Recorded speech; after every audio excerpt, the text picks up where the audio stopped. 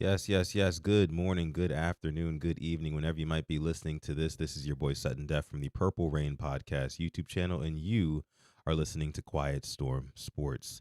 And today is Tuesday, October the 7th. A couple of Ravens news to get into. By the way, if you're just tuning in here with us for the very first time, again, my name is Sudden Def. This is the Purple Rain Podcast YouTube channel. We cover the Baltimore Ravens here and other topics around the NFL and other sports as well. So if you like all those things, make sure you go ahead and leave a sub. Also, leave a like on this video. That would be greatly, greatly appreciated as it helps out the algorithm a ton. Let me see who I've got here in the live chat right now because I am live right now. Taurus is in the house. What's going on, Taurus? Let me give a quick shout out to my guy Taurus really quick. After that Texans loss, I was just kind of scouring YouTube for Ravens content creators and kind of like their sentiments and feelings after the game. And I came across Taurus's and I listened to like the entire, I think like hour that he was talking for. And he was just kind of venting about this Ravens team. And he made a lot of good points. So shout out to my guy Taurus. Make sure you guys go subscribe to him as well. King Blaze in the house. What's going on, King Blaze? Appreciate you for pulling up. Tila M, one of our members here at the Purple Rain Podcast YouTube channel. Shout out to you as well. Always a big shout out to our members here at PRP. Black Dale's in the house. What's going on, gang? Appreciate you. Ashley Shelton says, good afternoon, Sutton and everyone. Pray you all are having a great day. Having an amazing day. Having an amazing day despite how bad our Baltimore Ravens are. If you're not watching this episode of PRP Live and you're part of the hashtag replay gang, shout out to you. Appreciate you for coming through. Always a pleasure having you. Make sure you leave hashtag replay gang down below in the comments and leave your questions, comments, concerns on whatever you got from this episode because we got a good amount to get into. A good amount to get into. Point is in the house, says, what's up, Sutton? Nice addition, but the team needs chemistry. D. Wilkinson, what's going on, D. Wilkinson? I think you might be a new face here. I haven't seen you in the chat. D. Wilkinson says, I like CJ Gardner Johnson, but can he play guard or on the D line? And that's what I'm talking about. I'm gonna get into it, but yeah, yeah, that was my initial reaction. Taurus says, humble brother. I mean, nah, man, keep doing your thing, Taurus. Keep doing your thing, man. I love the reaction video you put out, man. But let me see who else we got in here. Urban Closer says, what up? Appreciate you for coming through.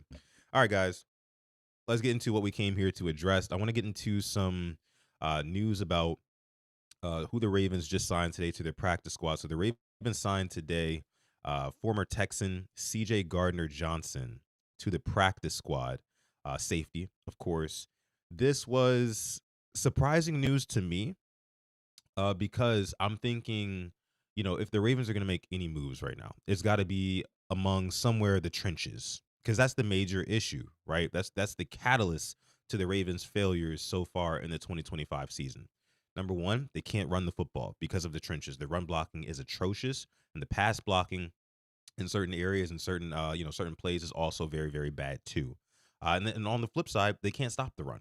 The Ravens are giving up 146 yards per game on the ground. That is fourth worst in the National Football League through 5 weeks of the season. Not to mention they are ninth in yards per play on rush attempts as well, giving up 4.7 yards per carry. I mean, it's bad right now. Very uncharacteristic for a Ravens defense. And, to kind of give you some context on that, again, because we're talking about the trenches, and I want to talk about CJ Gardner Johnson a little bit more too. But when it comes to stopping the run, the Ravens literally went from being the best team at doing that last season to being the worst team or one of the worst teams at stopping the run this season. So the CJ Gardner Johnson acquisition to me didn't really make a whole lot of sense, but here's where it does make sense.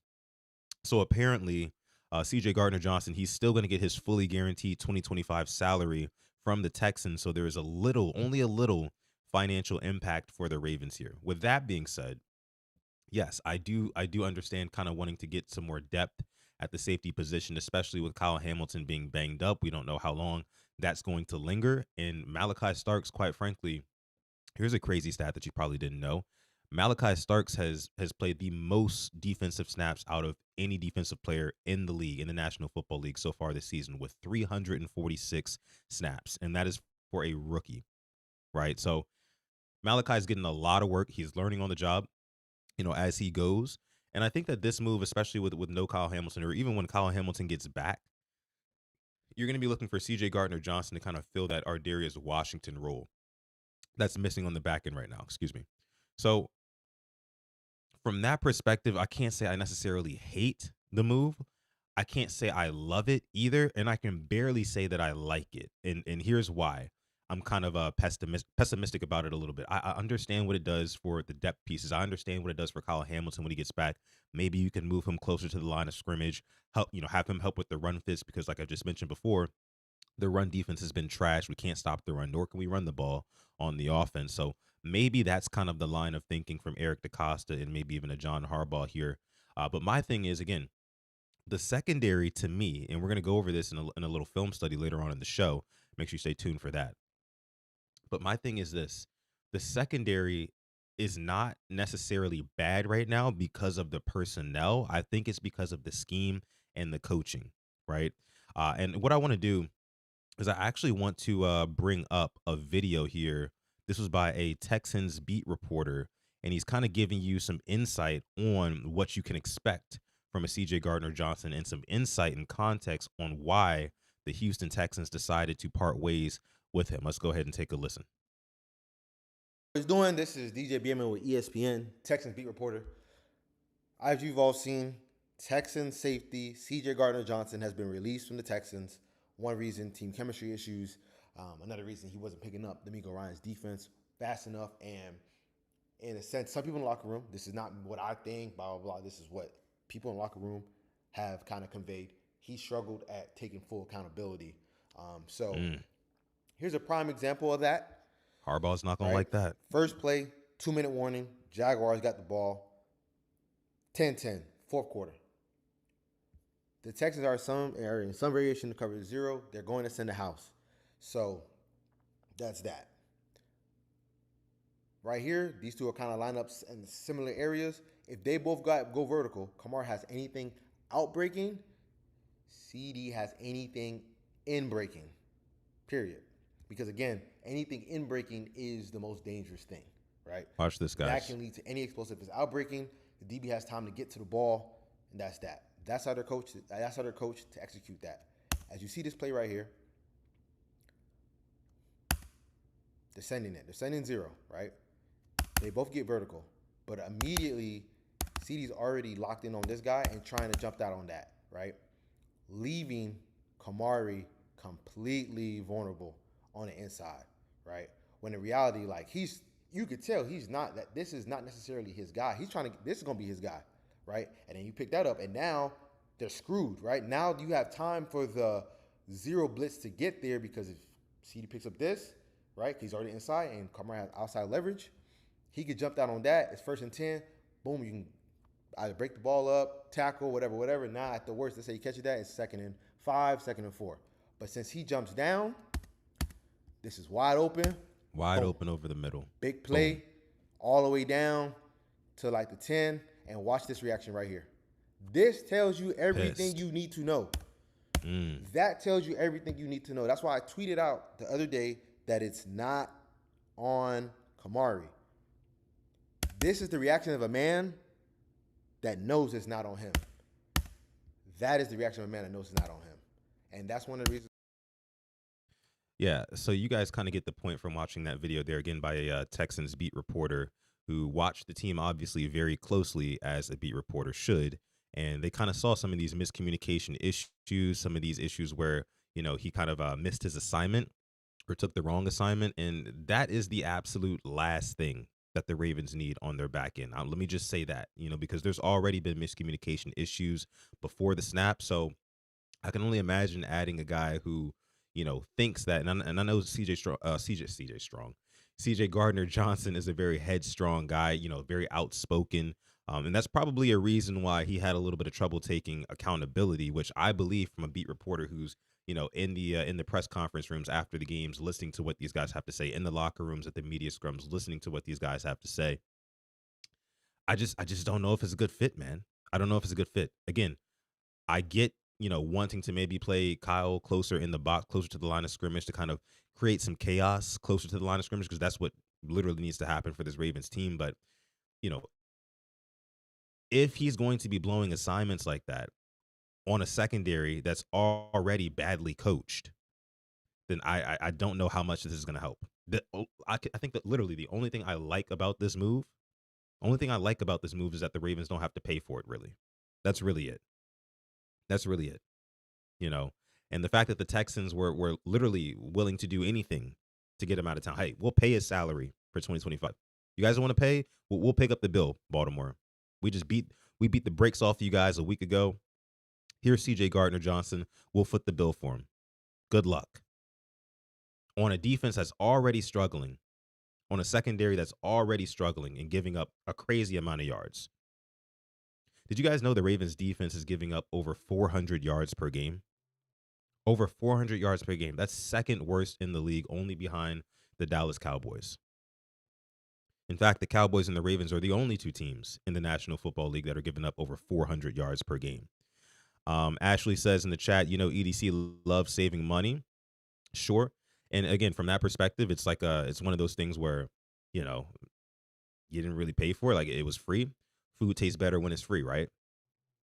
Sure. We'll see. But I think that this kind of indicates maybe there's a scheme change coming on the defense, right? And maybe you want to have Malachi Starks back there with CJ Gardner Johnson, who, again, in coverage can get beat, in coverage can miscommunicate. But hopefully the plan is, again, the scheme is going to shift towards trying to be more disruptive, trying to throw off timing, and trying to create more and manufacture, like John Harbaugh said yesterday at his press conference, manufacture more chaos, right? Because that's what's ultimately missing from this Ravens defense. Everything is very, very reactionary. They're not attacking, right? They're waiting for the offense to attack and they're reacting to it. That's why you see these soft zone coverages and things like that, where teams are literally just taking everything underneath. And we're going to get into some of that in the film study a little bit later on. So, but yeah, I want to know what you guys are thinking about the CJ Gardner Johnson acquisition from the Ravens. If you're watching after my live stream here, make sure you leave down in below in the comments. Do you like it, love it, or hate it? The Ravens acquiring CJ Gardner Johnson, safety from the Houston Texans most recently. A couple more things about CJ Gardner Johnson really quick. I mean, this is, I think, his sixth team in the last 5 NFL seasons. He was drafted in 2019. Excuse me. Yes, and this will be his sixth team in the last 5 years. It just kind of speaks to, can the Ravens coaching, defensive coaches fix what CJ Gardner Johnson does wrong? I don't think so. I don't have any faith in that because it seems like the Ravens defensive coaches cannot fix what they have going on in their locker room as is. They can't fix the execution. They can't put these guys in the right positions as is. And again, we'll cover some of that in the film study later. So again, I can't really say, I can't say at all that I love this move. I can't necessarily say that I hate it. And I can only barely say that I like it. And again, it's only because I don't know exactly what they're going to do with the schemes going forward. But it's only because the Ravens don't have to foot the bill for CJ Gardner Johnson. The Texans are going to pay for his 2025 salary. Let me see. Black Daniel says, not the breaking news we wanted, but one man's trash is EDC's treasure. That is true. That is true. Look at like a Jadeveon Clowney, right? He was on the downturn. EDC brought him in, ended up turning back the clocks, had a career year with the Ravens. Not really sure. I mean, look at guys like Ronald Darby, right? But that wasn't like Mike McDonald's offense, right? Had those guys looking good. Hell, Mike McDonald had Brandon Stevens looking amazing for that 1 year. Am I right? So I don't know. I just think with the current regime at defensive coaching, I don't have any faith right now. Unless there's got to be big sweeping changes for the scheme defensively for me in order for CJ Gardner Johnson to be even a little bit of a viable option in the secondary. Just saying. Let me see what you guys are saying here. Again, if you're not watching live, leave it down below in the comments. Zach Orr is an incompetent special ed coach. Oh man, Don going at him. Don going at him. TY in the house says it's meh. Nothing really changes. Yeah. Yeah. Doesn't move me either, Tila. Zeke says doesn't like the move. Yeah. That's a lot of pressure on a week 5 signing. Pause. I mean, on a week 5 player. Yeah, I mean, yeah, I agree. I agree. I agree. I would definitely curb my expectations for CJ Gardner Johnson in Baltimore. Again, man, defensive line is the by far the biggest need on this Ravens team, right? I think that the offensive line, as the season wears on, much like last season, will start to gel a little bit more. Will start to get a little bit better in their execution. Because right now, again, like we'll look at a little bit later on the film study, make sure you stay tuned. Things are not looking good execution wise for this offensive line, but I think that they will get some things together as the season goes on. As it pertains to the defensive line, right? I mean, what we've got right now, what we're trotting out onto the field, and John Jenkins, Brent Urban, Travis Jones, who's getting double teamed to hell. Right now, it's unacceptable. And if you do not address that before the November 4th trade deadline, Eric DeCosta, the Ravens aren't going anywhere this season. The season will not be salvageable. So I mean, the Ravens Week 7 bye is literally coming at the perfect time. I told Simply AS10, my co-host on PRP last night.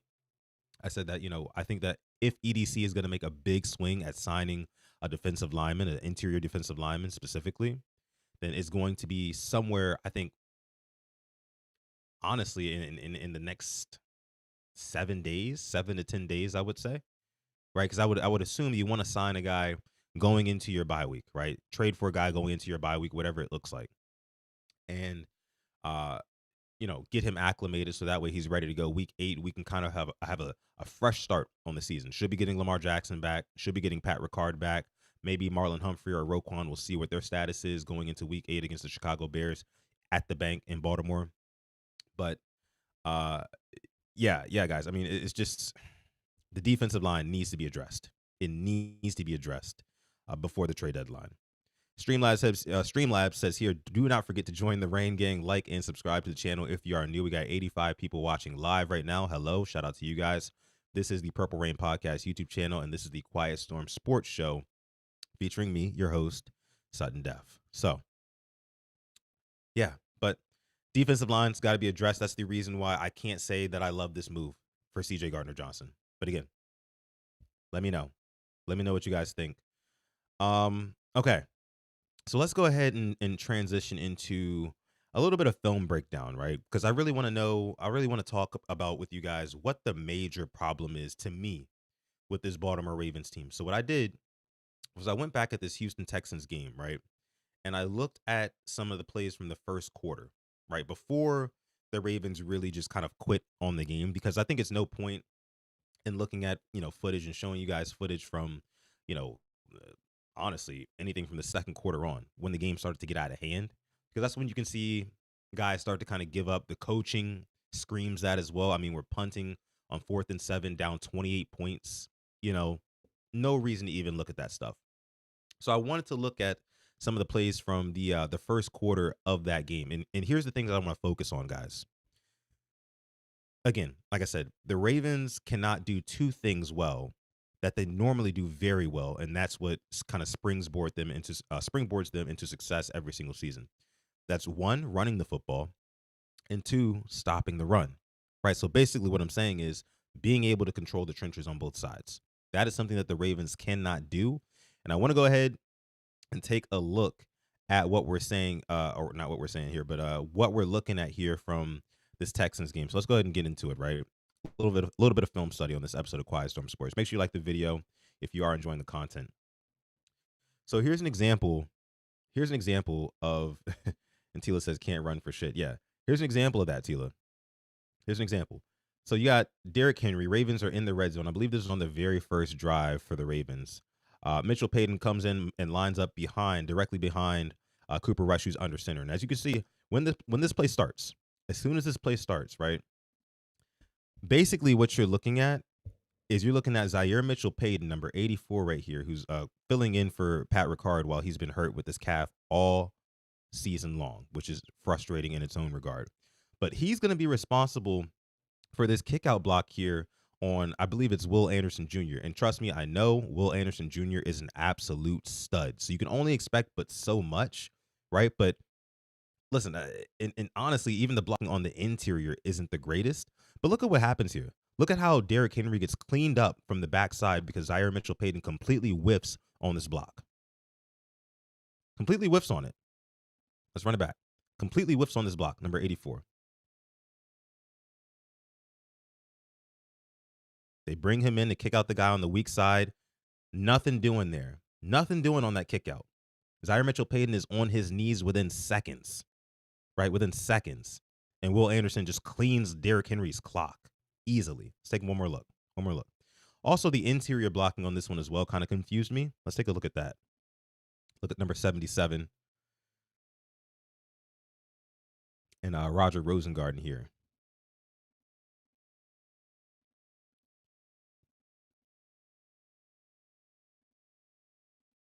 Yeah.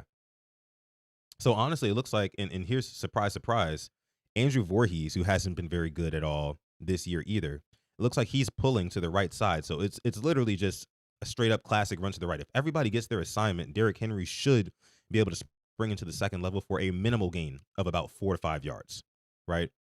But I believe it's Voorhees here who gets to his block a little bit late. He doesn't do a terrible job on that rep, I don't think. I think the biggest thing is, again, Zaire Mitchell-Payton completely missing the block on the edge here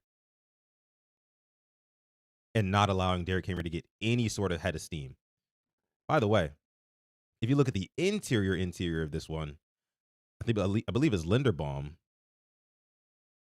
Did Linderbaum get beat a little bit here? Well, yeah. It's funny. It's part of the blocking schemes, right? Let's look at it one more time. Look at how Voorhees pulls to the right. Right. And then Linderbaum goes to replace him on the left side of that line. And then a guy just sneaks right through the middle. The nose tackle sneaks right through the middle and is able to clip up Derrick Henry at his legs before he even gets to the line of scrimmage. And then you got Will Anderson Jr., who just destroys Zaire Mitchell-Payton. Well, didn't even really destroy him. Zaire Mitchell-Payton just straight out missed. Right. And you got two guys getting their hands on Derrick Henry in the backfield. One more time.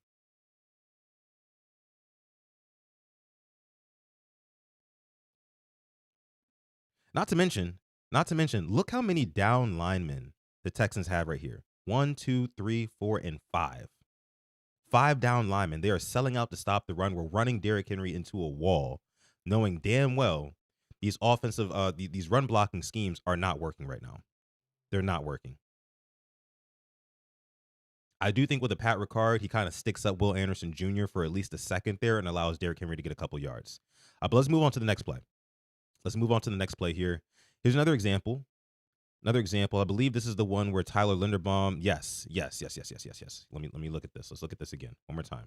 One more time from the top there. Let's look at this again. So on this play, it's going to be a run to the left. So the weak side here. And Tyler Linderbaum, after snapping the football, is going to be responsible for pulling to the left side here and getting up on this block in this B gap. Now, Tyler Linderbaum ends up, if you notice, he ends up tripping over Andrew Voorhees as he's trying to pull, which makes him super duper late to his assignment. And Derrick Henry once again gets hit at the line of scrimmage. Watch this.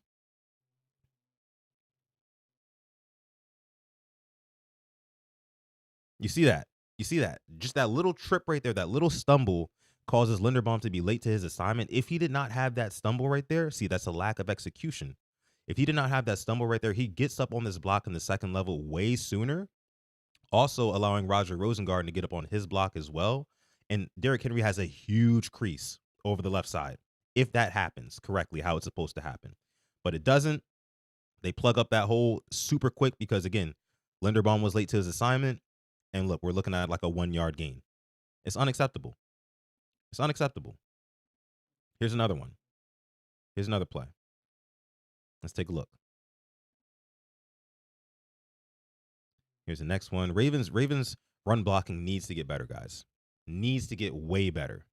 That's one of the only things that I can really point to and say, like, especially on the offensive side of the football, that is just abysmal right now. Ravens cannot run the football at all. They cannot get Derrick Henry into the second level to save their life. And again, it's mainly because I think a lack of Patrick Ricard, and you're going to see that especially here on this play. Notice we got a similar formation to the end zone Well, not to the end zone, but to the red zone play that we saw at first here. Mitchell Payton lined up in front of Derrick Henry behind Cooper Rush, who was under center. And again, you're going to rely on Mitchell Payton to get a block on the guy on the outside so Derrick Henry can run over the right side of this offensive line. But watch what happens. And there's more problems on this play, not just that. We'll get into that too. But watch this. Watch Mitchell Payton.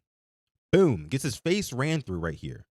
Gets his face ran through by the edge guy, right?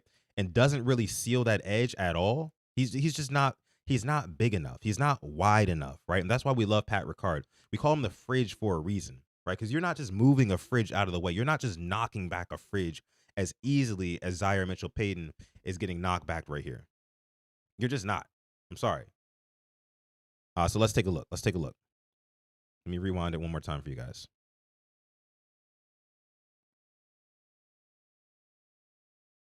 Boom, face ran through, and the edge guy gets to the backside of Derrick Henry with the swiftness. But if you notice, the interior blocking didn't hold up either. So let's take a look at what happened on the interior. Let's take a look at what happened on the interior here. So you got 77 and you got 70 here. Let's take a look. So Roger Rosengarten immediately gets out to the second level, right? And he starts blocking his guy here. You see Rosengarten, number 70 on the right side there. Mitchell Payton is about to get his face ran through again and allow even more chaos to be happening in the backfield here. But my problem with Rosengarten here is almost like he doesn't trust the scheme, because if you notice, you've got Voorhees pulling from the left side of the offensive line, who's supposed to be going and filling that B gap on the middle linebacker, who's going to end up crashing down here in a second.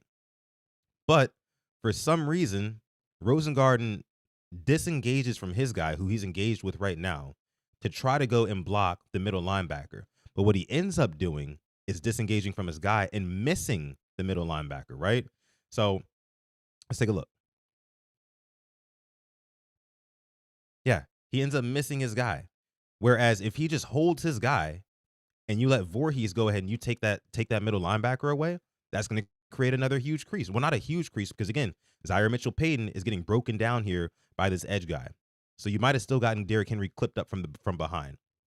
Basically, what I'm saying is, guys, here, a lot of people are either missing assignments on this offensive line, or they're just not being physical enough and they're not moving anybody off of their spot. That's the issue here with the Ravens offensive line and the Ravens run blocking. It's a lack of execution. Like I said before, you had Tyler Linderbaum on a pull to the left side. He ends up tripping over his guy and he's super late to his assignment. You got Zaire Mitchell Payton getting his face ran through by these edge guys. You got guys just pulling left and right and right and left, and they're not getting to the assignments that they need to get to. It's just not assignment sound, right, on this offensive line. And I think that has to do a lot with coaching. I'm looking at a guy like George Warhop here, Ravens offensive line coach. We got to get this together. Got to get this together, because you cannot have Derrick Henry continuously shuffling his feet in the backyard and running into a brick wall. It's just not going to work. I'll let you guys see that play one more time. Let's see that one more time.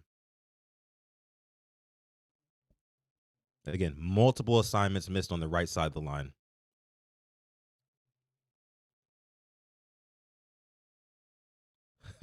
I mean, look at that. Voorhees just gets completely out of the way of the linebacker who's crashing down the field at Derrick Henry. Just completely gets out, makes a business decision. Look at number 72. Look at number 72. As the middle linebacker is crashing down through that B gap, 72 just completely gets out of his way. Nope. I'm going to go take this guy on the outside here. It's like, bro, Henry's getting clobbered, man. He's getting clobbered. It's bad. It's really, really bad right now. Let me see what you guys are saying here in the chat. Make sure you like the video if you're enjoying the content. Also, please subscribe to the channel. If you could, we'd appreciate you. Let me see. Sutton, we got breaking news. Oweh traded to the hold up. Hold up. Wait a minute. I'll get back to this. Let me look something up real quick.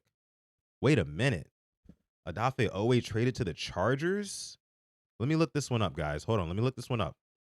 We got breaking news. Breaking news here on PRP. Whoa. Whoa. Okay. Okay. So Adam Schefter just tweeted 2 minutes ago. The Ravens are trading edge Odafe Oweh. Gosh. They're trading Odafe Oweh and Rams' 7th-round pick in 2027, and the Ravens will receive safety Alohi Gilman. I don't know who that is, guys. And a 2026 5th-round pick. So, okay, look. Here's my knee-jerk reaction to this. Why the hell did we acquire 2 safeties in one day? When, again, like I led the episode with, the problem with the DB room in the secondary is not even so much the personnel. I get injuries. I understand that.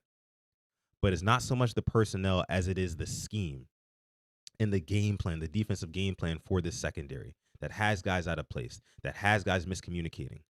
It feels like we sold Oweh for pennies here.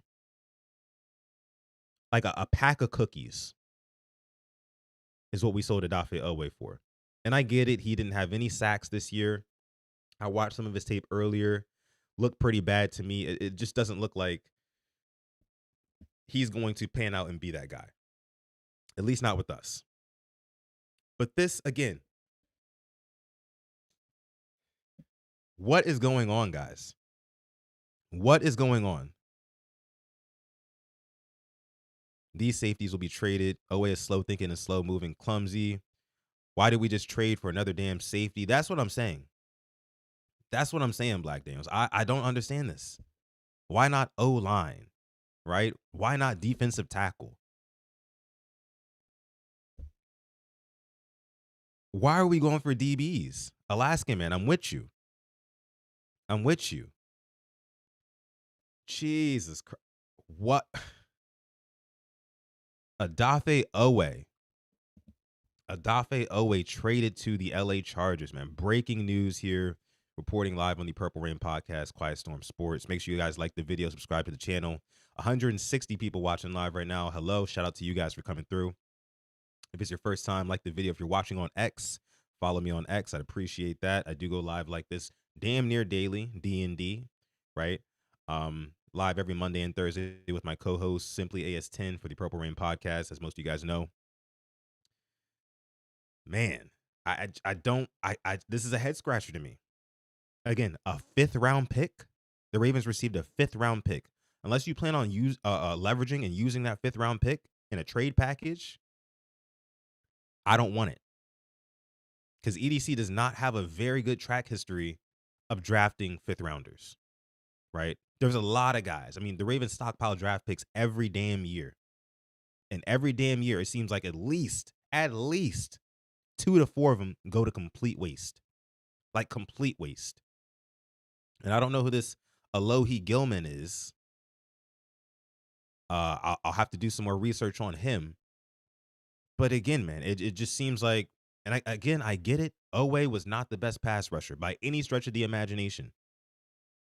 But he offered his services, his value was, I think, worth more than this unknown safety. And again, I don't really know him. I gotta look him up.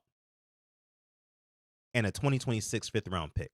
I think Odafe Oweh was a little bit more valuable than that, EDC. Just a little bit. But maybe this is a sign of more things to come. Torres says it's blowing up.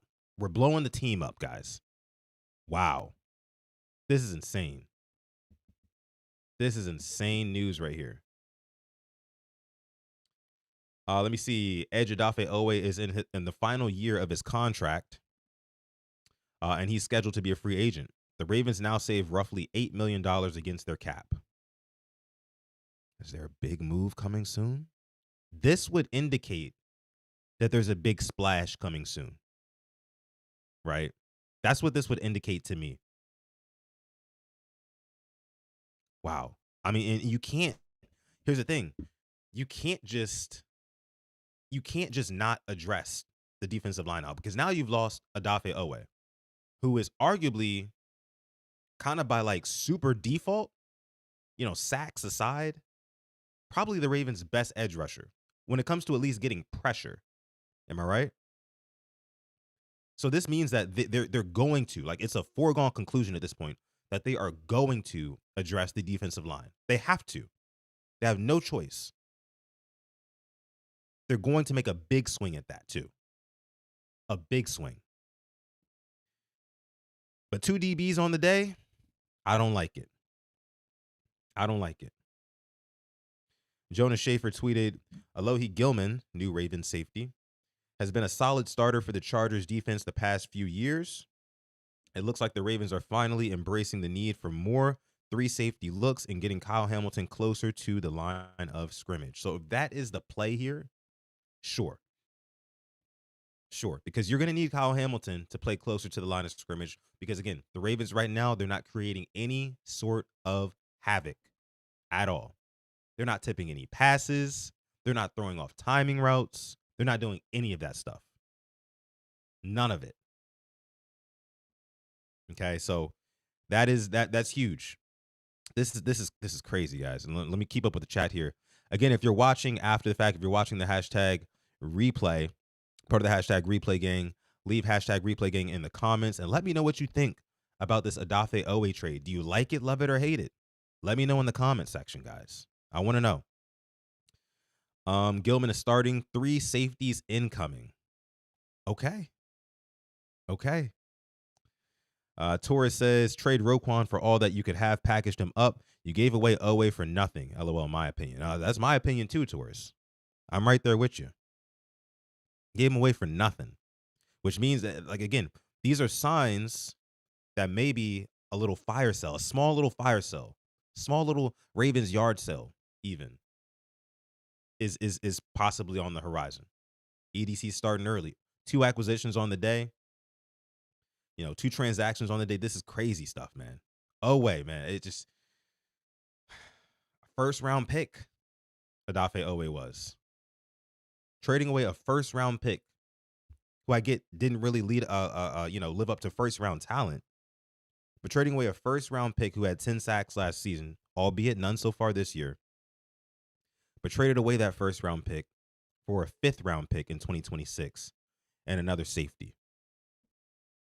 So, okay, 3 safety looks. Maybe that's what we're going for. Maybe that will allow, right, for the Ravens DBs, right, for these corners specifically, to play closer to the line of scrimmage, to play a little bit more aggressive if they know they have the help over the top. Because we're going to get back into the film study. We're going to get right back into the film study. And now that we have this extra context, it'll make it even juicier. So if you're in here now, make sure you stick around. If you're new, make sure you hit that subscribe button. I'd appreciate that. And when you subscribe, you do pop up on the screen here with a little cloud with thunder and rain on YouTube. So, yeah, that's always nice to see. Of course, you can always support the show by sending super chat donations as well, joining our memberships here at the Rain Gang. We appreciate any of that, liking the video, subbing, super chats, all that. We appreciate you guys for and all the support that you guys have given us over the years. But man, I got to see what you guys are saying here. This is a great time for the live chat. Let me know your thoughts in the live chat. I'm bringing them up. Let me see. Urban Closer says, is the case built up yet? Black Daniel says, first round pick with double-digit sacks for a 5th round pick. That's how you know they don't believe in this team. Man.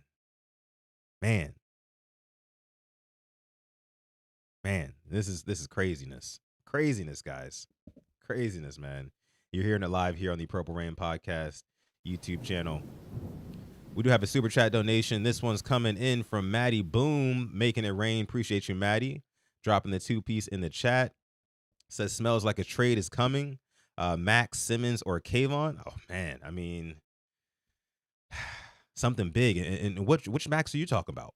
Which Max are you talking about, Maddie Boom? You talking about Crosby? You can't be talking about Crosby. Because I don't know if the Raiders would be willing to let him go with how well he's been playing so far this season. Jeffrey Simmons, I could see him. That would honestly be number 1 on my wish list right now. A guy who can literally push the pocket around, cause that interior pressure. That's exactly what the Ravens are missing right now, and can shut down the run. That's exactly what they're missing. Right? The Titans, if anything, the Titans are desperate for picks right now. The Titans are still in full rebuild mode. I believe the Titans just got their first win of the season this past week against the Cardinals. Kind of a fluke one. You guys saw that fluky touchdown that happened. Things like that. Um, but yeah, I mean, the Titans, maybe they're looking to sell. Maybe they're looking to sell Jeffrey Simmons before the trade deadline, and the Ravens can kind of offload this 5th round pick that they just acquired, maybe a couple of other picks as well. Make the deal pretty sweet for Jeffrey Simmons. Maybe throw in a Mark Andrews, right? Get a nice tight end, a solid tight end who you don't have to worry about for the playoffs, right? Regular season, Mark Andrews for your young quarterback in Cam Ward. Who says no? Mark Andrews and a 4th and a 5th for Jeffrey Simmons. At this point, F them picks. Okay, the Ravens are not in a rebuild mode yet. They're not. They're not. As bad as things seem right now, the Ravens are not there yet. They're not rebuilding. So now is not the time um to not address these things. You gotta address these things head on, right? And I think Mark Andrews should be on the chopping block. He should be on the trading block. Just saying. Who says no to that? And then Kayvon Thibodeau, for sure. Would love that as well. We need some more juice rushing the passer. That's just period. But thank you for your super chat donation, Maddie Boom. Appreciate you for making it rain here. Let me see what else you guys are saying. Yeah, LBHT, that's what we're talking about, man. Shout out to you guys. Oweh just got traded. And I said here, and maybe we're defunding the defense now, LBHT. Maybe that's what we're actually doing, you know, offloading Oweh. But I didn't think we would be doing it like this for pennies, a 5th-round pick, and a largely unknown safety. I mean, hey, man, it's a choice. It's a choice. But I think it's signs of more things to come. It's signs of more things to come. That's what it is for me. Black Daniel says we never needed to use 10 picks in a draft anyway. F them picks. That's right. That's exactly what I'm saying. That is exactly what I'm saying. And again, I heard news earlier today. No, not earlier today, but earlier this week that Mark Andrews is believed to be on the trading block from the Ravens. So with this move right here, I think you're getting ready to see the Ravens take a really big swing.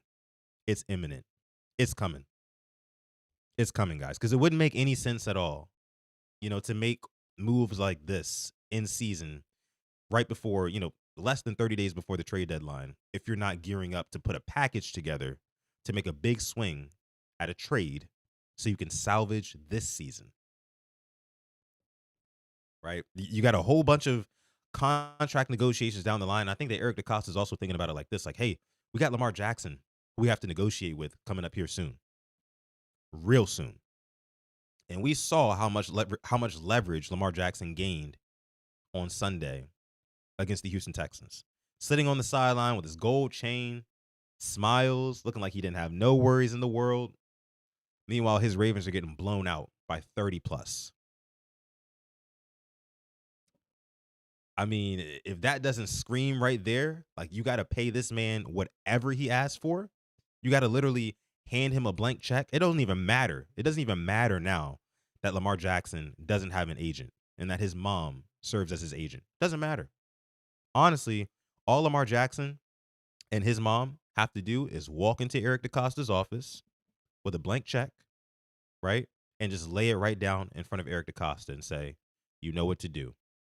Make me the highest paid again. We don't even need to discuss this. What is there to negotiate? Because what are you doing without me? If I don't like the deal you put on the table this upcoming offseason or during the season or whenever they negotiate, if I don't like that deal, I don't have to take it. It is you guys, is the Ravens, you, Eric DeCosta, upper management for the Baltimore Ravens. You guys have to do whatever you can in your power to keep me around. Because without me being Lamar Jackson, none of this operation goes. Like none of it. So, man, it's a lot. It's a lot right now. That's kind of going through my mind. Oh man, almost 200 people watching live right now. Thank y'all for joining this episode of the Purple Rain podcast. This episode has been hijacked by the news of Odafe Oweh being traded to the Chargers for a 5th-round pick and a safety, Alohi Gilman. Crazy. RG says Lamar is not renegotiating. I think he will. But I mean, at this point, The Ravens, they're just gonna know what time it is. They're gonna know what time it is when they come back to that table. Man. Either way, appreciate y'all for coming through again. Make sure you leave a like on the video. Man. Khalil says if we get Max Crosby, I might get excited. Oh, I would definitely be excited if we get a Max Crosby, you know. But that interior D line is something that has to be addressed. Has to be addressed. So I'm looking at, a couple different options, right? You can look at like a Jeffrey Simmons. You can look at like a Josh Shelby from the Browns. You could look at like a Sebastian Day Joseph, I believe, from the Titans as well. These are all names that I could see the Ravens bringing in to try to bolster that defensive line, because what we're looking at from that D line, man, it's just not going to cut it. It's just not going to cut it, right? So, and then Alaskan Man says O line as well. When it comes to O line, I think that the Ravens just have to,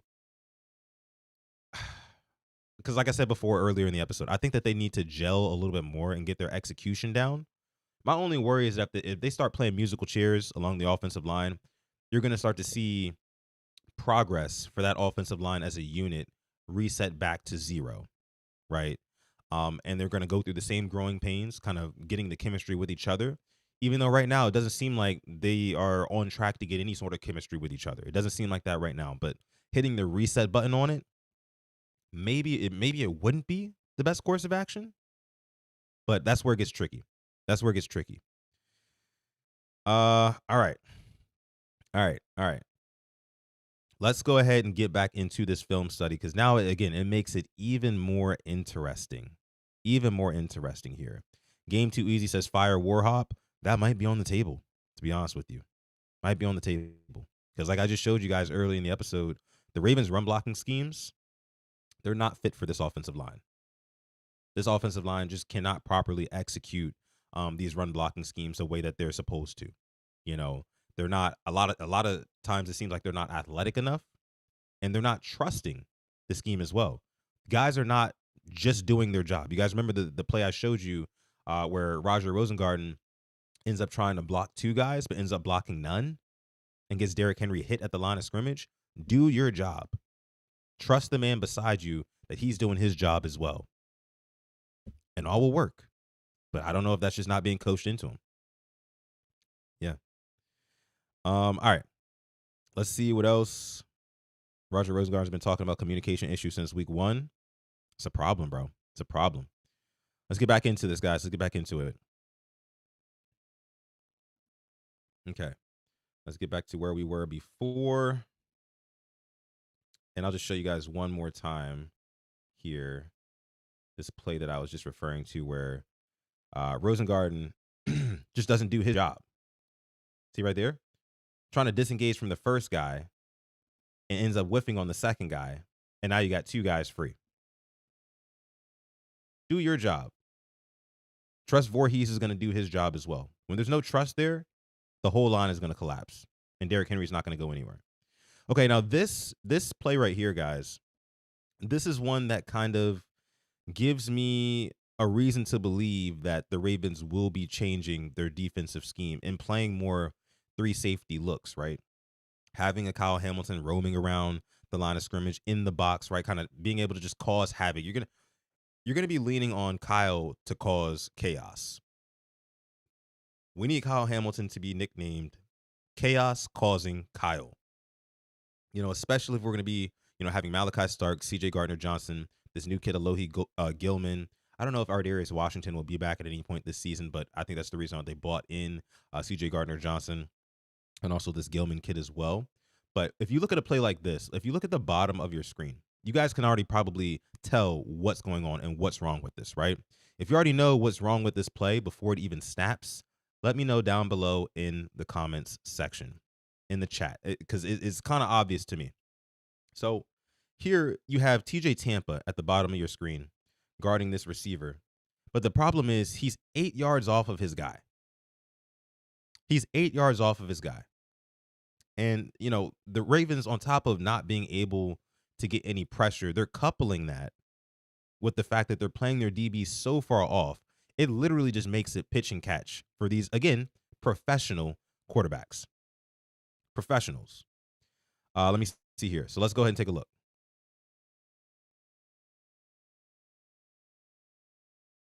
Easiest comeback route for a 6-yard gain that you'll ever find. This is basically replicating or replacing a run game with how high percentage a play like that is. You cannot have that, right? Because now you get to what, 2nd and 4 or 3rd and 4, and you can open up the entire playbook because the Ravens give up this easy underneath stuff right here. So maybe my line of thinking now, maybe the Ravens line of thinking now is with having 3 safeties on the field. Maybe guys can press up a little bit more, cause some disruption, because all this is right here is a timing route, guys. That's it. Let's take another look at it. It's nothing but a timing route. Let's go back to it. That was the last play. Look at how quick CJ gets the ball out here. Snap, throw. Easy. It's easy. They already know exactly where they're going with the football. It's just a matter of timing. And when it's a timing throw like that, it makes it so your pass rush cannot get home. That's the whole point of timing throws. Get the ball out quick to the open man. You gave them an easy open man right there, an easy open option. Again, let's look at it from the all 22 angle before the play is snapped. This much cushion, as you can see at the bottom of the screen here, what TJ Tampa is giving this Texans wide receiver, that much cushion is absolutely unacceptable. I'm sorry. In a sport where you are allowed to literally put your hands on a receiver within 5 yards of the line of scrimmage and disrupt the timing, this is all timing. Like that's what the majority of offenses want to do, is have perfect execution and timing schemes and things like that to get guys open so they can move down the field as efficiently as possible. But when you do this, when you play so far off, it just makes it an easy pitch and catch. And again, these guys are professionals. They'll take it every single time. Every single time. Kwame B says it's Madden on easy mode. Pretty much. Pretty much. That's exactly what it is. CJ Stroud knew exactly where he was going with the ball in this one. One more time. Easiest 6-yard completion I've ever seen in my life. Let's go to the last one. Last play here. So this play was on the Texans' first drive of the game, right? And I want to say this was on 1st and 10. You have Nick Chubb here in the backfield, who's going to end up getting the ball here. And if you notice really quick, this is what a lot of teams have been doing post the Madubuike injury. They've just been doubling number 98, Travis Jones here, knowing how much of a force he can be on the inside in his own right. If you look at this, immediate double team on Travis Jones, taking him out the play. He's damn near in the dirt right now. But if you notice, John Jenkins, big number 94 on the inside, got one-on-one with the center, and he beats the center. He beats the center and is in the backfield as Nick Chubb is receiving the football here. The problem is John Jenkins, being, a vet like he is not athletic enough at this point in his career to not only win a one-on-one, which he does here, but then be able to make a good enough play on the ball carrier. As you can see, all it takes is a quick little jump cut from Nick Chubb. And John Jenkins cannot bring his hands on him and get him down in the backfield. This should be a loss of 1 yard. This should be a loss of 1 yard, right? But instead, it turns into a gain of 9. And all of a sudden, you have 2nd and 1. Again, you got anything in the playbook you want to call. Anything. It's stuff like that that makes me bang this table for the Ravens to go out and acquire an interior D lineman and put him next to Travis Jones to be able to stop the run. Because if you allow teams to get ahead of the sticks and stay on the field with runs like that, you will never win. Again, 146 yards per game is what this Ravens team is giving up on the ground. That's 4th worst in the National Football League right now. 4th worst. And like I mentioned before, the Ravens are giving up over 400 yards per game of total offense, which is the 2nd worst in the league. Because you can't have plays like this. Can't have plays like that. Let me see. The greatness says number 32 was completely lost. Let me look back at that really quick. Let's see. Simpson, okay, lined up in the middle here. Oh, yeah. Oh, yeah. Completely washed out of the play. No vision, right?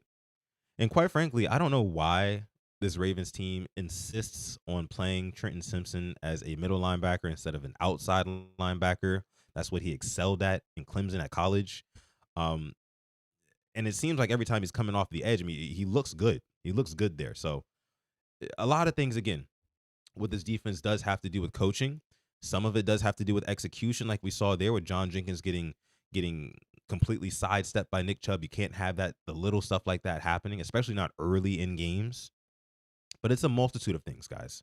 It's a multitude of things. It's the coaching, it's the execution. Uh, but I don't necessarily think it was as much as the personnel on the back end. That's just what I think. That's just what I think.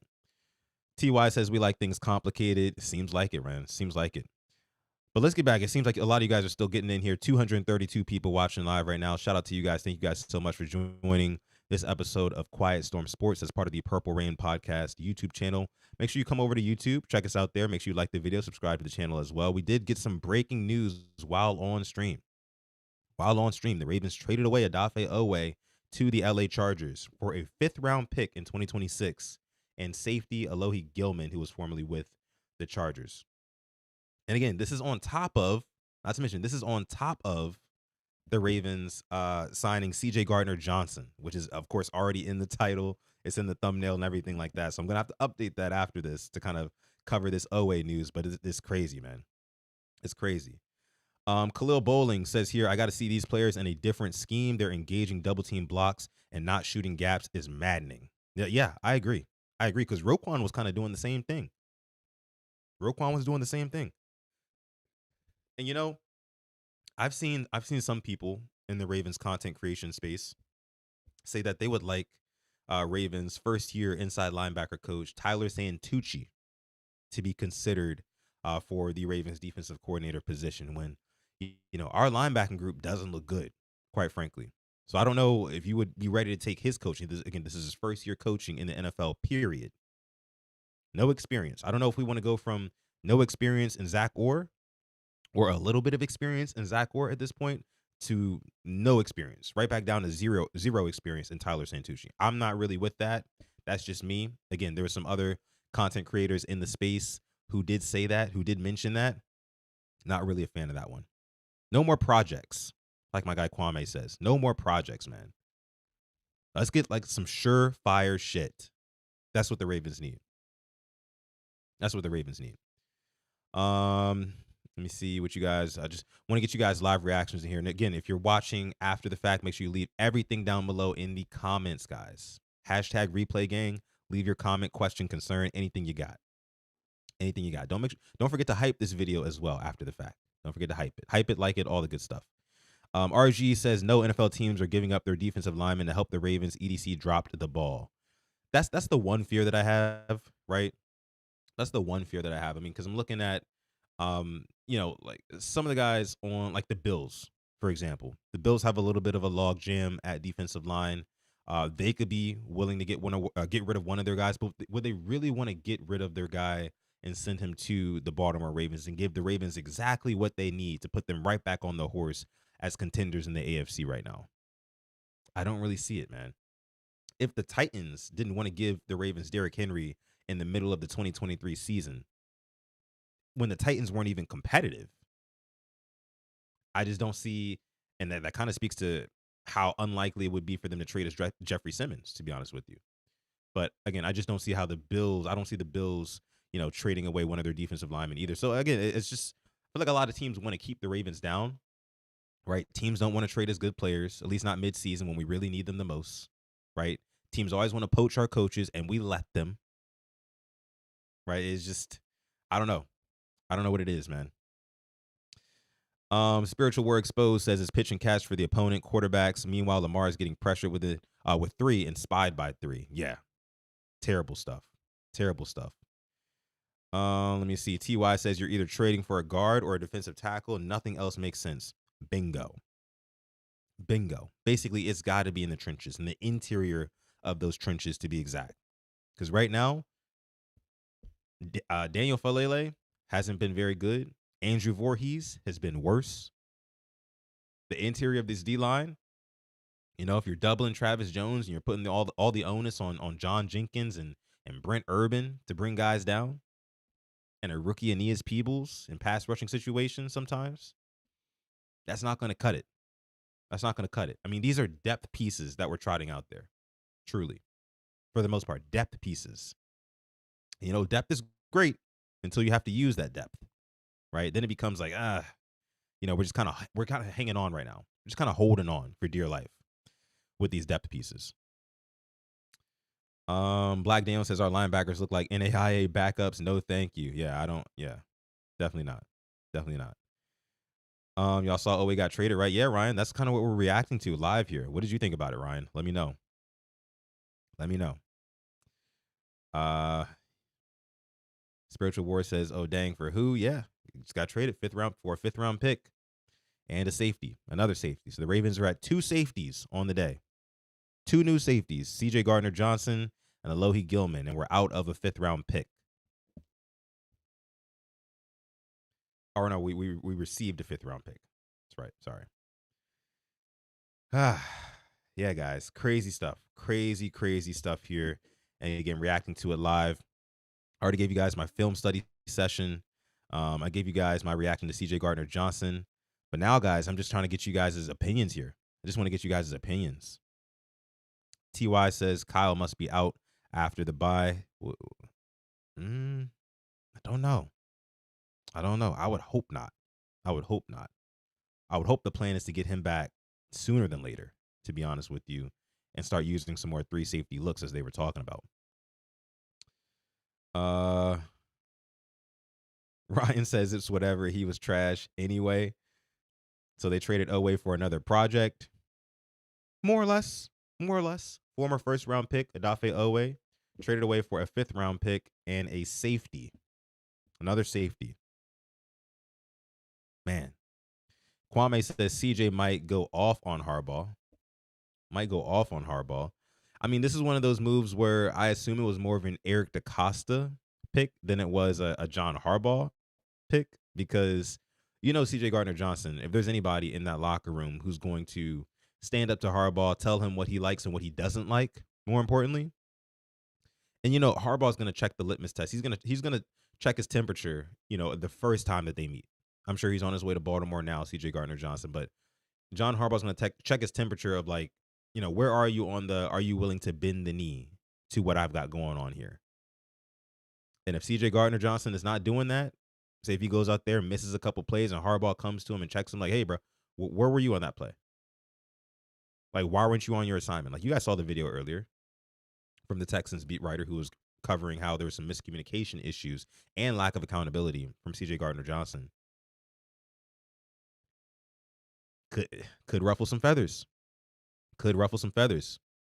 Alaskan Man says, good. Kwame B says, I need to see that. Black Daniel says he'll be in the doghouse. He'll probably be in the doghouse, to be honest with you. I told you guys yesterday on PRP that, the only reason why Harbs has a doghouse, because they're for dogs. He doesn't like the dogs, right? He doesn't like somebody who's going to bark back at him. He doesn't like somebody who's going to stand up and tell him like, hey, this is bullshit. He didn't like when Ed Reed did it. One of the best to ever do it. Didn't like when Ed Reed did it, Ray Lewis, all those guys. Do with that what you will. Oh, man. Crazy news, man. I don't even know what else to say, man. Odafe Oweh is gone. The Ravens outside linebacker room with Odafe Oweh traded. So now we're looking at Kyle Van Noy, Tavius Robinson, Mike Green, David Ojabo, Malik Ham, practice squad, Kaimon Rooker, practice squad, and Adisa Isaac, who is still currently on IR. The Ravens are currently 26th in the NFL in pressure rate this season when not blitzing. So very telling stuff there, guys. Very telling stuff. Yeah, the lowest sack rate in the league, the Ravens have as well. The lowest sack rate in the league. And you give away a guy who didn't have any sacks this season, but was second in the team in sacks last season, right? And I think that right now, as it stands, you got Tavius Robinson, who is tied for the most sacks with Nnamdi Madubuike, who has not played the last 3 games. So, I'll say it like this, guys. If it's not one of these 3 positions, the Ravens cannot salvage the season. When I say when it's not one of these 3 positions, I'm saying if the Ravens do not acquire or take a big swing on one of these 3 positions before the November 4th trade deadline, the Ravens will not salvage this season, the 2025 season. And those 3 positions are edge rusher. You would have to take either a big swing there. You would have to take either a big swing, I think, at guard, or you would have to take a big swing at defensive tackle, interior D lineman. If it's not one of those 3 and a big name at that, a productive player who's not a project, right? A guy who can come in and produce immediately. So basically has to be a big name, damn near. The Ravens won't salvage this season. So it's either that's the direction that they're going, or you're looking at a fire sale. You're looking at a fire sale. The Ravens are just going to punt on this season, try to retool for next season. That's the way I see it. I mean, these next 3 weeks until the trade deadline can go one of those 2 ways. One of those 2 ways. Man. Eli says the fact that number 77 is still starting tells me everything I need to know. I mean, Harbaugh said earlier this week that, they're always looking at changes across the offensive line and what they can do there and how they can be better there. Doesn't really feel like it, doesn't really seem like it, but that's what they say, though. That's what they say. Obviously, they still think going into week 6 that is the best possible rotation. That is the best possible unit for this Ravens offensive line. That's the best possible combination of guys. Again, doesn't really feel like it, but that's what they say, though. That's what they say. So, do with that what you will. Let me see. Jeff Zarebeck just tweeted his thoughts here. Jeff Zarebeck says, I'd have to think DaCosta has something else up his sleeve with cap savings from moving Odafe Oweh. Pass rush has been a major issue this year, and while Oweh has struggled, trading him leaves them with an edge rush group of Van Noy, Tavius Robinson, Mike Green, and Ojabo. You need more. Again, man, and that's where it's looking like here. Since they did offload Odafe Oweh here to the Chargers, since they did that, I mean, you would think that they'll go ahead and take a big swing and replace the value of Odafe Oweh and then some by taking a big swing at an edge rusher. That would make sense. So if I'm speculating on where Eric DaCosta is going to go next with an acquisition, if I had to rank them, I would say number 1, edge rusher. I would argue that it should still be defensive tackle. But I would say number 1, edge rusher. I would say number 2, defensive tackle. And I would say number 3, guard. And a lot of those guys are interchangeable. If I'm putting myself in Eric DaCosta's shoes today, and I just traded away my best pass rusher or second best pass rusher, we got to replace that guy. And my hope is if he does replace him with an edge rusher, he replaces Odafe Oweh's value and then some. Because that's what needs to happen. That's the only thing that can happen to help salvage the season after the Ravens 1-4 start. It's the only thing that can happen. Man. Black Daniels says Stafford is going to take us back to Detroit and just sling it. Pause. Right? Yeah. Matthew Stafford leads the league in passing yards currently. I really don't see how he doesn't continue that trend this week against this Ravens team who can't get any pressure, right? They play 8 to 10 yards off the line of scrimmage. So you're going to be able to take everything underneath. Puka Nacua and Devontae Adams, if you're a betting man, bet the overs. Bet the overs. Hell, bet the over on Matthew Stafford's rushing yards, to be honest with you. You could probably do that. I mean, he's probably over under for half a rushing yard, if I had to guess. I don't know what he's been doing running the football. I know he's coming off of that back injury, so I don't think he's been rushing like that. But again, that's how bad this defense has been. Worst defense in the league, giving up over 400 yards a game. 400 yards a game. Devontae and Puka, 100 yards each. Yeah. Puka going for 150. for 150. Ryan says here, even though we should be packaging Mark Andrews and picks for someone in the trenches, maybe that's what's getting ready to happen. Again, like I told you guys earlier, a report came out earlier this week that the Ravens are considering trading Mark Andrews, or they'd be open to taking calls on Mark Andrews. They just acquired a pick today, right? I could see them packaging up that pick, maybe another one or two with Mark Andrews to take that big swing that we're talking about, to put somebody in those trenches. EDC is not done. He can't be done. He's not done because he can't be. There is still work to be done here. Puka might go for 2+ touchdowns.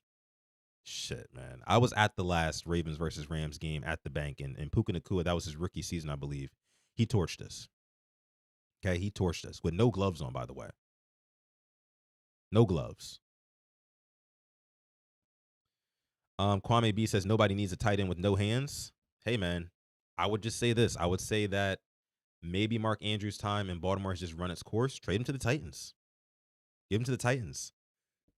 They've got a young quarterback over there who could definitely benefit from having a Mark Andrews. Big body, strong hands, especially, for the most part during the regular season. I know last week he had the bad bobble around and then all, drop that turned into an interception. But I think, you trade him to the right situation, he could be valuable. One man's trash is another man's treasure, as they say. Ah, man. Didn't expect to go live. This long. Ryan says I was at that Rams versus Ravens game too, the one from a couple years ago. That ending was wild. Yeah, the Tylan Wallace walk-off touchdown. You remember how it was, Ryan. That the bank was just rocking. I was jumping up and down, man. I went live on the way home, like driving home after that game. It was crazy. I think nobody should. Alaskan Man says, what if EDC is done? Then I think nobody should watch the games. Yeah, if he's done, if this is like, which I don't think that's he's going to be done. It just wouldn't make any logical sense for him to not keep making moves, But yeah, it's trash, man. It just, that would be trash. So is Green starting, says TY. I would assume so. I mean, you're going to see a lot of Mike Green. Mike Green's been playing a lot recently, especially with Kyle Van Noy going out. But now I think you're going to see more Kyle Van Noy and Mike Green, especially on obvious passing downs. Tavius Robinson, as much as I like him, he's more of like a well-rounded outside linebacker as opposed to like a guy who's just going to relentlessly get after the quarterback. Mike Green, while he doesn't have any sacks so far this season, he does show like little signs of him winning, right? Being able to win. So I think that as time goes on, he'll eventually grow into his own. I think Mike Green will. It's going to take him a little while. This won't make it any easier, I don't think. But we're going to have to rely on him. And if not, again, EDC is going to have to make a big swing, take a big swing at getting another edge rusher. RG says we're not missing anything with the Oweh trade because he didn't do anything. He didn't do anything in terms of sack production. That's true. But in terms of like pressures, he did. In terms of being able to set the edge and help out with the run defense, he did that as well. So it's just a lot of things that don't really show up in the box scores, right? But unfortunately, right now, the Ravens need a guy who can win, who can get some crazy get off the line of scrimmage, and get to the quarterback and put some pressure on the quarterback. So that way they don't think they could just drop back, hit their back foot, lollygag all damn day, and throw over the middle of the field, up the sidelines, up the seam, just wherever. Knock their quarterback off their spot. That's the name of the game. Or else, if they don't do that, I guarantee you, Tua Tagovailoa and the Dolphins will beat us later on in the season. Guarantee it. Guarantee. TY says, just let Mike Green rush the quarterback. I don't know why they have him drop in coverage. I mean, it might be another reason why they didn't let Trenton Simpson play on the edge, right? When that's what he did well in college. I think this defensive coaching staff and just Harbaugh in general, he wants guys where he feels like they're going to succeed, not where they already are succeeding. Like it's just that's what it is. That's what it is. It's like if you take a mathematician who's coming out of college, right? And you're like a job recruiter and you're saying, we don't want to put you in this engineering field, right? Where you're going to be able to use your math skills to their fullest advantage. We're going to put you in in literature and language arts and things like that. Because we believe that you'll excel over here, right? As opposed to your natural bread and butter. That's what it seems like for what they do, how they coach up a lot of these players, a lot of these young players, instead of just letting them do what they do. It's a shame, really. Maddie Boom says Mark Andrews and a third for Kayvon Thibodeau. Neighbors is out and a young quarterback. They would want him. I could see that. I could see that. Kayvon Thibodeau's actually having a pretty good season this year as well. Black Daniel says this is the opportunity they're always talking about, but no one is stepping up. We'll have to see, man. This week, I don't think this week is going to be the best barometer of like who's going to be the next one to step up. I think you're not going to see this Ravens team perform at a high level again until week 8. I think that it just is what it is, man. You got a too powerful of an offense in the LA Rams coming to town for the Ravens defense to just kind of flip that switch all of a sudden and just really shut them down. I don't see that happening. I don't foresee that happening, unfortunately. I just don't. RG says Harbaugh is playing these games out all in his head and not on the field. He is the problem. I can see that. But yeah. Okay, guys, I'm going to go ahead and leave it there for this episode of Quiet Storm Sports. We covered a whole lot today. I did not expect to be going live for over an hour, but of course, we got that Oweh news in the middle of the episode, so I had to talk about that. But I'm going to go ahead and wrap this episode here. Of course, I will be live tomorrow as well. So if you want to tune in for that, make sure you subscribe to the channel. Also, please like the video, because Kwame says here, this week is about to get crazy. It's about to get crazy, and we will be covering it all here on the Purple Rain Podcast YouTube channel, where we cover all things Baltimore Ravens and other topics across the NFL as well. Didn't even get to everything I wanted to get to today, but it's okay because we got some huge news. Replay Gang, Black Daniel gives a shout out to Chris M. Says thanks, Sutton. No, thank you, Chris, for being a member here and always showing up, always showing out, always supporting. We appreciate it. Black Daniels also says leave a like. It is free. Absolutely right about that. Again, guys, my name is Sutton Def from the Purple Rain Podcast YouTube channel. And with that being said, of course, stay positive, test negative, and never, ever, ever forget, even on the rainiest of days, to call guys. But another episode of Quiet Storm Sports. I'll see you guys in the next one. Peace.